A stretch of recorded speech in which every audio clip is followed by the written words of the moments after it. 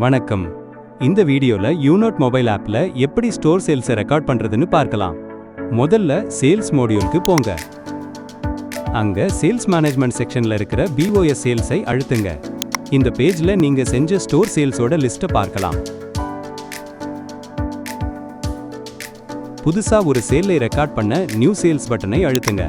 இங்க உங்க ப்ராடக்ட்ஸை சுலபமா செலக்ட் பண்றதுக்கு குரூப்களா பிரிச்சு வச்சுக்கலாம். ப்ராடக்ட்ஸை செலக்ட் பண்ணுங்க.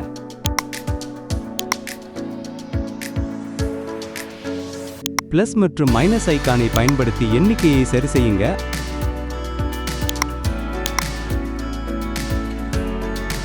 அல்லது கீபோர்டை பயன்படுத்தி நேரடியா எண்ணிக்கையை என்டர் பண்ணுங்க.